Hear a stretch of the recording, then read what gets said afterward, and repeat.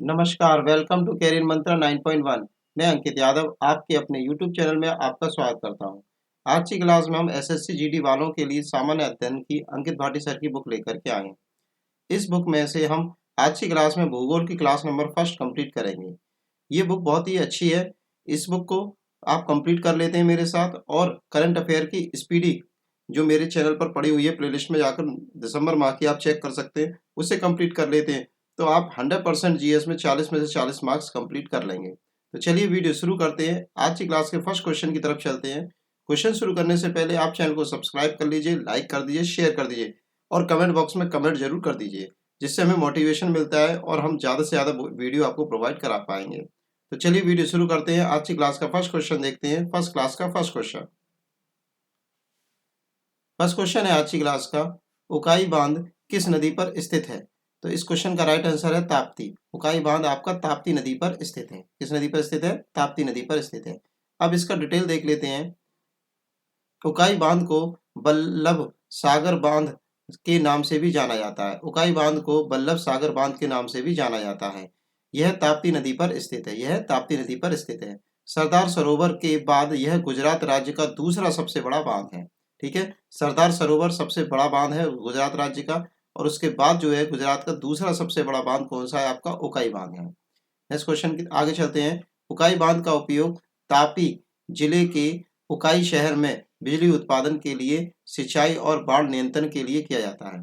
उकाई बांध का प्रयोग तापी जिले के उकाई शहर में बिजली उत्पादन और सिंचाई और बाढ़ को नियंत्रण करने के लिए किया जाता है। यहाँ से 300 मेगावाट विद्युत इकाई लगाई गई है। यहाँ से कितनी बिजली मिलती है हमें? 300 मेगावाट। महत्वपूर्ण बिंदु और देख लेते हैं इसके। अब देखिए बहुत सारे बांध दे रखे हैं और किस जगह पर है ये बांध और किस नदी पर है, तो ये हमें बताया गया है। ये इसमें से कोई भी क्वेश्चन बन सकता है आपके लिए पेपर में। सोमाशिला बांध ये आपका आंध्र प्रदेश में स्थित है और पेनार नदी पर है। सोमाशिला बांध ये आपका आंध्र प्रदेश में स्थित है और पेनार नदी पर है। टिहरी बांध ये आपका उत्तराखंड में स्थित है, भगीरथी नदी पर है। टिहरी बांध यह आपका उत्तराखंड में स्थित है और भगीरथी नदी पर स्थित है। हीराकुंड बांध यह आपका उड़ीसा में स्थित है और महानदी पर स्थित है। हीराकुंड बांध यह आपका उड़ीसा में स्थित है और महानदी पर स्थित है।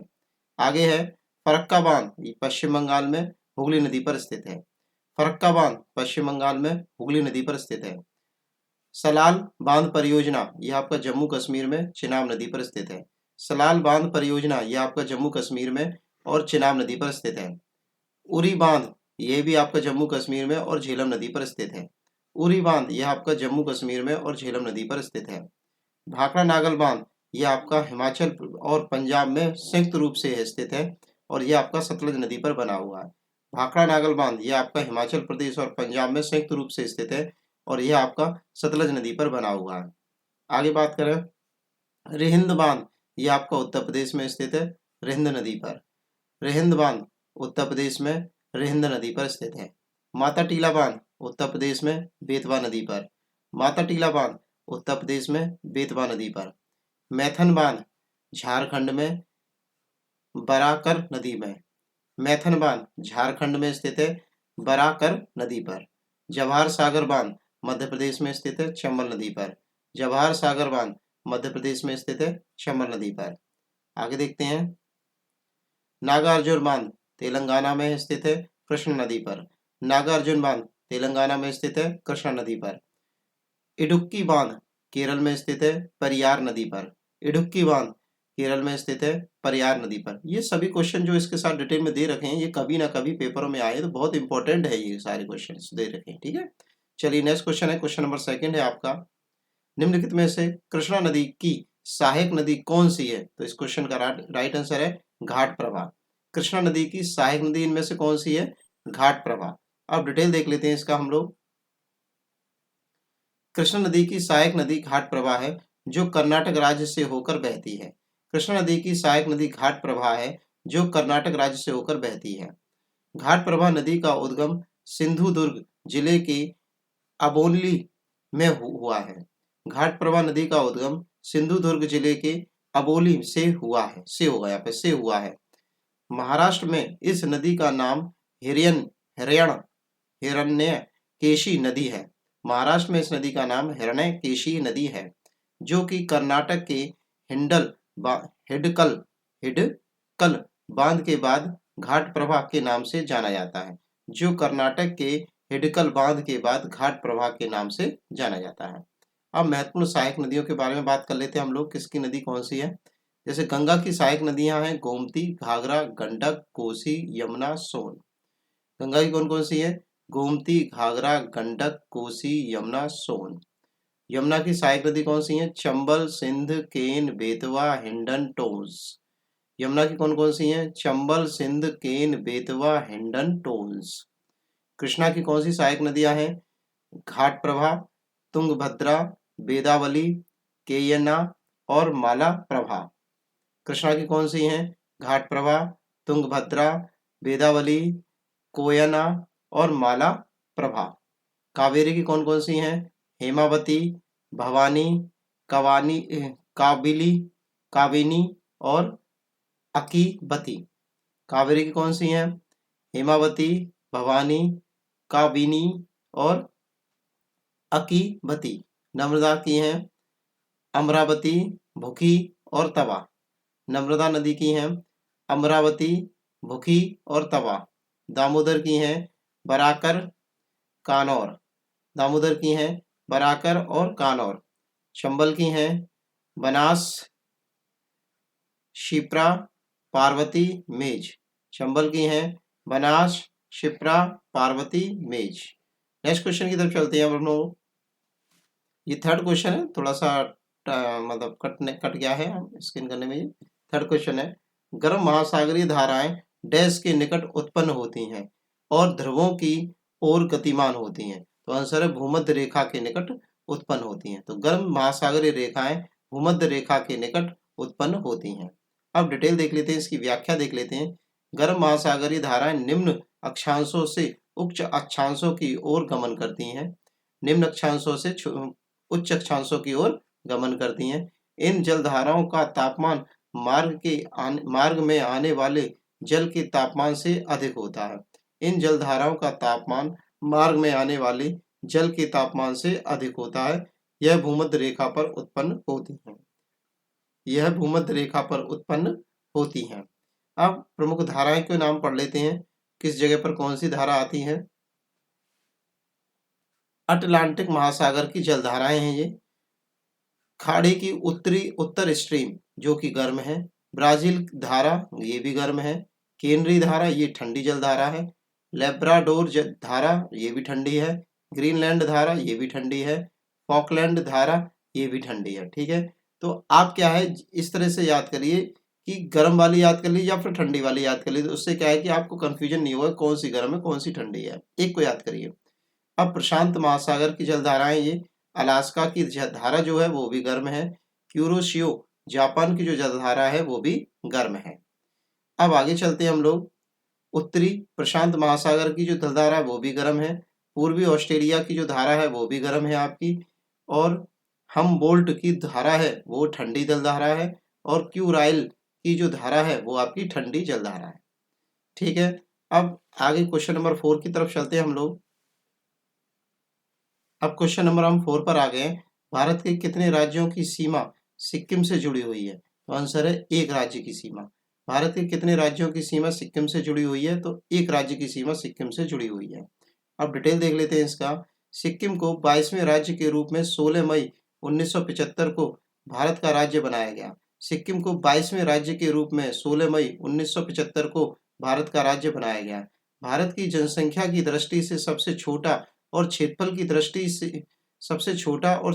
दृष्टि से गोवा के बाद दूसरा सबसे छोटा राज्य है। ठीक है, जनसंख्या की दृष्टि से सबसे छोटा राज्य है ये। ठीक है, अगर क्षेत्रफल में देखा जाए तो गोवा सबसे छोटा है, फिर उसके बाद इसका नंबर आता है। ठीक है, भारत में एकमात्र राज्य पश्चिम बंगाल है जिसकी सीमा सिक्किम से लगती है। कौन सा राज्य है वो? पश्चिम बंगाल है जिसकी सीमा किससे लगती है? सिक्किम से लगती है, एकमात्र राज्य है। अब डिटेल देख लेते हैं और महत्वपूर्ण बिंदुओं के बारे में। अंतर्राष्ट्रीय सीमा पर भारतीय राज्यों की सूची। कौन सी अंतर्राष्ट्रीय सीमा किस राज्य से लगी हुई है वो हम देखेंगे इसमें, ये क्वेश्चन कई बार बने हैं। अफगानिस्तान से किस किस राज्य की सीमा लगती है? तो जम्मू कश्मीर की लगती है, पीओके में है जो। भूटान से किस किस की लगती है? पश्चिम बंगाल की लगती है, सिक्किम की, अरुणाचल प्रदेश की और असम की। ठीक है, इसके लिए आप क्या करिए कि ज्योग्राफी का एक इंडिया का एक मैप ले लीजिए, जिससे क्या है कि आपको सारा जो है क्लियर हो जाएगी कि आप देखते जाइए क्वेश्चन हो रहा है उसके साथ में देखते जाइए, जिससे कि आपको याद हो जाएगी किससे किसकी सीमा लग रही है। ठीक है, भूटान से किस किस की सीमा लगती है? पश्चिम बंगाल की, सिक्किम की, अरुणाचल प्रदेश और असम की। बांग्लादेश से किसकी सीमा लगती है? पश्चिम बंगाल की, मिजोरम, मेघालय, त्रिपुरा और असम। बांग्लादेश से किसकी सीमा लगती है? पश्चिम बंगाल की, मिजोरम की, मेघालय की, त्रिपुरा की और असम की। अब चीन से किसकी सीमा लगती है? जम्मू कश्मीर की, हिमाचल प्रदेश की, उत्तराखंड की, सिक्किम की और अरुणाचल प्रदेश की। जम्मू कश्मीर से किसकी सीमा लगती है? हिमाचल प्रदेश की और उत्तराखंड की, सिक्किम की और अरुणाचल प्रदेश की। म्यांमार से किसकी सीमा लगती है? अरुणाचल प्रदेश की, नागालैंड की, मणिपुर की और मिजोरम की। म्यांमार से किसकी सीमा लगती है? अरुणाचल प्रदेश की, नागालैंड की, मणिपुर की और मिजोरम की। नेपाल से किसकी सीमा लगती है? बिहार की, उत्तराखंड की, उत्तर प्रदेश, सिक्किम और पश्चिम बंगाल की। नेपाल से किसकी सीमा लगती है? बिहार की, उत्तराखंड की, उत्तर प्रदेश की, सिक्किम की और पश्चिम बंगाल की। पाकिस्तान से किसकी सीमा लगती है? जम्मू कश्मीर की, पंजाब, राजस्थान और गुजरात। पाकिस्तान से किस किसकी सीमा लगती है? जम्मू कश्मीर की, पंजाब की, राजस्थान की और गुजरात की। अब आगे नेक्स्ट क्वेश्चन है हमारा, क्वेश्चन नंबर 5 आ गया हमारा। छत्तीसगढ़ की स्थापना दिवस कब मनाया जाता है? तो 1 नवंबर को। छत्तीसगढ़ का स्थापना दिवस कब मनाया जाता है? तो 1 नवंबर को।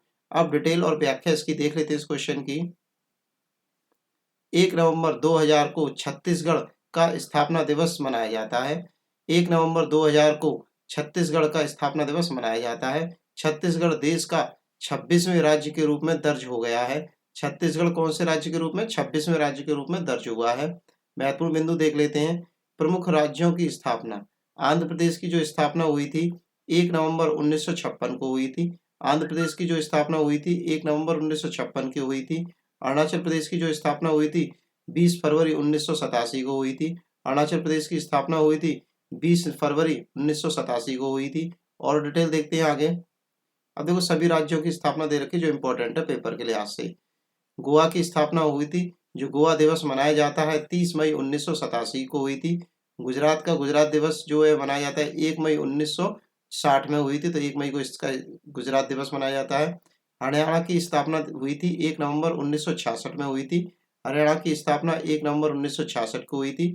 झारखंड की स्थापना 15 नवंबर 2000 को हुई थी। झारखंड की स्थापना 15 नवंबर 2000 को हुई थी। महाराष्ट्र की स्थापना 1 मई 1960 को हुई थी। महाराष्ट्र की स्थापना 1 मई 1960 को हुई थी। और उत्तराखंड राज्य की स्थापना 9 नवंबर 2000 को हुई थी। देखो सन 2000 में 3 राज्य बने थे आपके। सन 2000 में आपके 3 राज्य बने थे। ठीक है, एक तो क्वेश्चन में ही दे रखा है छत्तीसगढ़, ठीक है, एक झारखंड और एक उत्तराखंड, तो ये 3 राज्य बने थे। ठीक है, आगे चलते हैं हम लोग। निम्नलिखित में से कौन सी मृदा संरक्षण की एक विधि है? ठीक है, मृदा संरक्षण की कौन सी विधि है? तो सीढ़ीदार खेत बनाना। मृदा संरक्षण के लिए कौन सी एक विधि यूज की जा सकती है? तो सीढ़ीदार खेत बनाना इसके लिए एक विधि है। अब व्याख्या देख लेते हैं इसकी। मृदा संरक्षण से तात्पर्य उन विधियों से होता है जो मृदा को अपने स्थान से हटने से रोकती हैं। मृदा संरक्षण से तात्पर्य उन विधियों से होता है जो मृदा को अपने स्थान से हटने से रोकती हैं। मृदा संरक्षण की विधियां वनों की रक्षा करना, वृक्षारोपण बांध बनाना, भूमि भूमि उद्धार करना, बाढ़ नियंत्रण करना और सीढ़ीदार खेत बनाना। ठीक है, मृदा संरक्षण से तात्पर्य उन विधियों से है जो मृदा को अपने स्थान से हटने से रोकते हैं। ठीक है, अब मृदा संरक्षण की जो विधियां हैं, पहली है वनों की रक्षा करना, वृक्षारोपण बांध बनाना, भूमि का उद्धार करना, बाढ़ नियंत्रण करना और सीढ़ीदार खेत बनाना। ये इसकी मृदा संरक्षण की इकाइयां हैं या विधियां हैं। क्वेश्चन नंबर अब हम 7th पर आ गए हैं। देखो वही क्वेश्चन फिर से आ गया। देखो मैंने बोला था ना 2000 में कौन कौन से राज्य बने, तो देखो उत्तराखंड राज्य की स्थापना दिवस कब मनाया जाता है? 9 नवंबर को मनाया जाता है। ठीक है, देखो आपको याद दिला दूं, यहाँ पे देखो 9 नवंबर ये रहा। ठीक है, उत्तराखंड की स्थापना कब हुई थी आपकी? 9 नवंबर को हुई थी। ठीक है, अब इसका डिटेल देख लेते हैं। 9 नवंबर 2000 को उत्तराखंड का स्थापना दिवस मनाया जाता है। यह 27वें राज्य के रूप में सम्मिलित है। ठीक है, कौन से राज्य के रूप में सम्मिलित है? 27वें राज्य के रूप में सम्मिलित है। अब क्वेश्चन नंबर 8 पर आ गए हम लोग। निम्नलिखित में से कौन सी श्रीलंका की पहली आधिकारिक भाषा है? ठीक है, तो आंसर है सिहली। निम्नलिखित में से कौन सी श्रीलंका की आधिकारिक भाषा है? तो आंसर है सिहली। ठीक है, अब डिटेल देख लेते हैं इसका। श्रीलंका की पहली आधिकारिक भाषा सिहली है। श्रीलंका की पहली आधिकारिक भाषा कौन सी है? सिहली है। सिहल द्वीप में बसने वाली जाति ही सिंहल कहलाती है। ठीक है, सिंहल द्वीप में बसने वाली जाति ही क्या कहलाती है? सिंहल कहलाती है। अब महत्वपूर्ण बिंदु देख लेते हैं इसके। प्रमुख देशों की भाषाएं और राजभाषाएं हैं ये। भारत की राजभाषा आपकी हिंदी है, आपको सबको पता होगा। भारत की राजभाषा कौन सी है? हिंदी है। पाकिस्तान की राजभाषा कौन सी है? उर्दू है। पाकिस्तान की राजभाषा कौन सी है? उर्दू है। भूटान की राजभाषा कौन सी है? जोगखा है। भूटान की राजभाषा कौन सी है? जोगखा है। इजराइल की राजभाषा कौन सी है? हिब्रू है। इजराइल की राजभाषा कौन सी है? हिब्रू है। अब क्वेश्चन नंबर 9 पर हम आ गए हैं। नर्मदा नदी मध्य प्रदेश में डैश से निकलती है। तो कहाँ से निकलती है नर्मदा नदी? तो अमरकंटक की पहाड़ियों से निकलती है। नर्मदा नदी मध्य प्रदेश से में कहाँ से निकलती है? तो अमरकंटक की पहाड़ियों से निकलती है। अब व्याख्या और डिटेल देख लेते हैं इसकी। नर्मदा नदी का उद्गम स्थल अमरकंटक है, जो मध्य प्रदेश के शहडोल जिले की पुष्पराजगढ़ तहसील में पड़ता है। ठीक है, कहाँ पड़ता है? मध्य प्रदेश में पुष्पराजगढ़ की तहसील में पड़ता है। नर्मदा नदी पवित्र नदियों में गिनी जाती है। नर्मदा नदी कैसी नदियों में गिनी जाती है? पवित्र नदियों में गिनी जाती है। अब क्वेश्चन नंबर 10 की बात कर ले हम लोग। निम्नलिखित में से कौन सा मृदा निर्माण का कारक नहीं है? ठीक है, निम्नलिखित में से कौन सा मृदा निर्माण का कारक नहीं है? ठीक है, तो इस क्वेश्चन का राइट आंसर हो जाएगा अकार्बनिक सामग्री की भूमिका। अकार्बनिक सामग्री की भूमिका। ठीक है, मृदा निर्माण का कारक नहीं है। क्या नहीं है? अकार्बनिक सामग्री की भूमिका। अब इसकी डिटेल देख लेते हैं हम इस क्वेश्चन की। मृदा निर्माण का कारक मृदा निर्माण को नियंत्रित करने वाले पांच कारकों में मूल, शैल, उच्चावच, समय, जलवायु और जैविक तत्व शामिल है। ठीक है, मृदा निर्माण के लिए कौन कौन से तत्व हैं? 5 कारक हैं। कौन कौन से? एक तो है मूल, फिर शैल, फिर उच्चावच का समय, फिर जलवायु और जैविक तत्व। पहले 3 कारकों को निष्क्रिय कारक और अंतिम 2 कारकों को क्रियाशील कारक कहते हैं। ठीक है, शुरुआत के जो 3 दे रखे हैं, देखो मूल, शैल और उच्चावच का समय, ये 3 जो दे रखे हैं। ठीक है, देखो मैं इसको अलग अलग कर दिया। 3 जो दे रखे हैं ये तो आपके कैसे कारक कहलाते हैं? ठीक है, ये कहलाते हैं आपके निष्क्रिय कारक। और लास्ट के जो दे रखे हैं जलवायु और जैविक तत्व, ये आपके क्रियाशील कारक कहे जाते हैं। अकार्बनिक सामग्री की भूमिका मृदा निर्माण के कारक में नहीं पड़ती है। ठीक है, अब आगे बात करेंगे। क्वेश्चन नंबर 11 पर हम आ गए हैं। लेब्राडोर सागर और भूमध्य सागर किस महासागर का हिस्सा है? ठीक है, तो आंसर है इसका अटलांटिक महासागर का। लेब्राडोर सागर और भूमध्य सागर किस महासागर का हिस्सा है? तो आंसर है अटलांटिक महासागर का। ठीक है, अब इसका डिटेल देख लेते हैं। लेब्राडोर सागर उत्तरी अटलांटिक महासागर की एक भाग है। भूमध्य सागर अटलांटिक महासागर में संयोजित एक सागर है। भूमध्य सागर अटलांटिक महासागर में संयोजित एक सागर है, जो भूमध्य बेसिन से घिरा हुआ। किस बेसिन से घिरा हुआ? ये भूमध्य बेसिन से घिरा हुआ। देखो, इन क्वेश्चनों को करने के लिए मोस्टली आप क्या मैप को थोड़ा सा प्रेफर करिए, मैप सीखिए। इससे क्या है कि आपको आसानी से चीजें दिमाग में क्लिक करेंगी कि ये कहाँ पर बात हो रही है। क्वेश्चन नंबर 12 है हमारा, प्यूर्टो रिको खाई। ठीक है, प्यूर्टो रिको ट्रेंच निम्नलिखित में से किस महासागर में स्थित है? तो आंसर है अटलांटिक महासागर में। प्यूर्टो रिको खाई कहाँ पर स्थित है? तो अटलांटिक महासागर में। अब इसका डिटेल देख लेते हैं। पार्तो रिको ट्रेंच अटलांटिक महासागर में स्थित है। यह विश्व की दूसरी सबसे गहरी ट्रेंच अथवा गर्त है। ठीक है, ये विश्व की दूसरी सबसे गहरी ट्रेंच या फिर गर्त है। इसकी अधिकतम गहराई 8380 लगभग मीटर है। ठीक है, 8380 मीटर गहरी है ये लगभग। ठीक है, अब महत्वपूर्ण बिंदु बात कर लेते हैं। मैरियाना ट्रेंच धरती का सबसे गहरा जगह है। ठीक है, सबसे गहरी जगह है। वहां समुद्र 10,998 मीटर से लेकर के 10,916 मीटर तक गहरा है। ठीक है, तो लगभग 916 तो आप कह सकते हैं करीब 11,000 मीटर गहरा है नीचे। ठीक है, तो इतना गहरा है ये। मैरियाना ट्रेंच फिलीपींस के पूर्व में स्थित है। मैरियाना ट्रेंच जो है आपकी फिलीपींस के पूर्व में स्थित है। अब क्वेश्चन नंबर 13 पर हम आ गए हैं।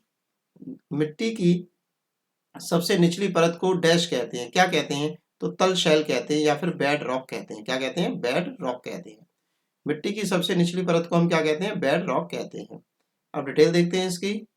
बेड रॉक मतलब कि तलशिला पृथ्वी व अन्य स्थलीय ग्रहों में उनकी ऊपरी सतह के नीचे के संगठित पत्थर को कहते हैं।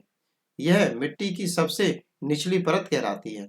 यह मिट्टी की सबसे निचली परत कहलाती है। नेक्स्ट क्वेश्चन है हमारा, हिंद महासागर में कौन सा समुद्री बंदरगाह स्थित है? तो आंसर है कोच्चि पोर्ट केरल। हिंद महासागर में कौन सा समुद्री बंदरगाह स्थित है? तो कोच्चि का पोर्ट केरल। ठीक है, कोच्चि पोर्ट है नाम इसका, और ये कहाँ पर स्थित है? केरल में स्थित है। आगे डिटेल देखें इसका। हिंद महासागर में कई समुद्री बंदरगाह स्थित हैं। Jawaharlal Nehru port trust, Navi Mumbai, Kochi port और केरल। कोच्चि पोर्ट कहाँ पर है? आपका केरल आदि में स्थित है ये। क्वेश्चन नंबर 15 है हमारा, तमिलनाडु, आंध्र प्रदेश और केरल में पाई जाने वाली किस प्रकार की मिट्टी काजू जैसी फसल के लिए सबसे उपयुक्त मानी जाती है? ठीक है, तो आंसर है लाल लैटेराइट मिट्टी। तमिलनाडु में, आंध्र प्रदेश में और केरल में पाई जाने वाली किस प्रकार की मिट्टी काजू की खेती के लिए, काजू की खेती के लिए, फसलों के लिए सबसे उपयुक्त मानी जाती है? तो आंसर है लाल लैटेराइट मिट्टी। अब इसका व्याख्या देख लेते हैं हम लोग। इस क्वेश्चन की हम व्याख्या देखेंगे। काजू की फसल के लिए सबसे उपयुक्त मिट्टी लाल लैटेराइट मिट्टी है। इसकी खेती केरल में, आंध्र प्रदेश में, तमिलनाडु आदि राज्यों में होती है कि इसकी काजू की। क्वेश्चन नंबर 16 पर हम आ गए हैं। निम्नलिखित में से कौन सा ऊर्जा का एक पारंपरिक स्रोत है? तो आंसर है कोयला। निम्नलिखित में से कौन सा ऊर्जा का पारंपरिक स्रोत है? तो आंसर है कोयला। अब डिटेल देख लेते हैं इसका। ऊर्जा का एक पारंपरिक स्रोत क्या है? कोयला है। क्वेश्चन नंबर 17 पर हम आ गए हैं। नगर की, एक सेकेंड कट गया, क्वेश्चन ही काट दिया हमने। हाँ, नगर की एक जलग्रीवा मतलब कि चैनल जहां पानी का बलपूर्वक उत्थान द्वारा भूमि की ढलान के विपरीत दिशा में प्रवाहित किया जाता है, तो उसे क्या बोलते हैं? उत्थापन प्रणाली। क्या बोलते हैं? उत्थापन प्रणाली। फिर से रिपीट कर रहे हैं क्वेश्चन को हम। नहर की एक जलग्रीवा चैनल जहां पानी को बलपूर्वक उत्थान द्वारा भूमि के ढलान के विपरीत दिशा में प्रवाहित किया जाता है, तो उसे बोलते हैं क्या? उत्थान प्रणाली, उत्थापन प्रणाली। अब डिटेल देख लेते हैं, इसका व्याख्या देख लेते हैं हम लोग। नहर की एक जलग्रीवा मतलब कि चैनल जहां पानी को बलपूर्वक उत्थापन द्वारा भूमि के ढलान के विपरीत दिशा में प्रवाहित किया जाता है, तो उसको बोलते हैं उत्थापन प्रणाली कहते हैं। क्वेश्चन नंबर 18 देखते हैं हम लोग। अब किस श्रेणी को ऊपरी एशिया की रीढ़ के रूप में जाना जाता है? तो आंसर है इसको उस क्वेश्चन का काराकोरम। किस श्रेणी को उत्तरी एशिया की रीढ़ की रूप में जाना जाता है? मतलब उत्तरी एशिया की रीढ़ की हड्डी ऐसे बोल सकते हैं, तो काराकोरम श्रेणी को। ठीक है, अब व्याख्या देख लेते हैं इस क्वेश्चन की। काराकोरम श्रेणी हिमालय पर्वत का ही एक भाग है। ठीक है, किसका भाग है? ये हिमालय पर्वत का ही एक भाग है। इसकी प्राचीन नाम कृष्णागिरी था। इसका प्राचीन नाम क्या था? कृष्णागिरी था। काराकोरम किर्गिज भाषा का शब्द है। कैसी भाषा का शब्द है? किर्गिज भाषा का शब्द है, जिसका अर्थ होता है काली भुरभुरी मिट्टी। क्या नाम होता है इसका? मतलब क्या होता है? काली भुरभुरी मिट्टी। इसका विस्तार भारत में, पाकिस्तान में, चीन में है। काराकोरम श्रेणी कहाँ पर फैली हुई है? भारत में फैली हुई है, पाकिस्तान में फैली हुई है और चीन में फैली हुई है। इसे उच्च एशिया की रीढ़ भी कहा जाता है। इसे क्या कहा जाता है? उच्च एशिया की रीढ़ की हड्डी भी कहा जाता है। अब महत्वपूर्ण बिंदु बात कर लेते हैं हम लोग। लद्दाख श्रेणी आपकी कहां पर है? जम्मू कश्मीर में। लद्दाख की श्रेणी कहां पर है आपकी? जम्मू कश्मीर में। जास्कर श्रेणी जम्मू कश्मीर में। जास्कर श्रेणी जम्मू कश्मीर में। पीर पंजाल श्रेणी जम्मू कश्मीर में। पीर पंजाल श्रेणी जम्मू कश्मीर में। अब देखिए, आप ऐसे याद करिए, देखो तीनों ही जो है, ये तीनों ही आपकी कहां पर है? जम्मू कश्मीर में। तो इन तीनों के नाम याद कर लीजिए, जम्मू कश्मीर में, इस तरह से याद करिए। ठीक है, कामेत पर्वत कहां पर है? उत्तराखंड में। कामेत पर्वत कहां पर है? उत्तराखंड में। धौलागिरी कहां पर है? हिमाचल में। धौलागिरी कहां पर है आपकी? हिमाचल में। गुरु शिखर कहां पर है आपका? राजस्थान में। गुरु शिखर कहां है आपका? राजस्थान में। नागा पहाड़ी कहां पर है? नागालैंड में। नागा पहाड़ी कहां पर है आपकी? नागालैंड में। अरावली श्रेणी कहां पर है आपकी? गुजरात में। अरावली श्रेणी आपकी कहां पर है? गुजरात में। माउंट आबू कहां पर है आपका? राजस्थान में। माउंट आबू आपका राजस्थान में है। सतपुड़ा मध्य प्रदेश में। सतपुड़ा कहां पर है? मध्य प्रदेश में। और अजंता श्रेणी आपकी कहां पर है? महाराष्ट्र में। अजंता श्रेणी आपकी कहां पर है? महाराष्ट्र में।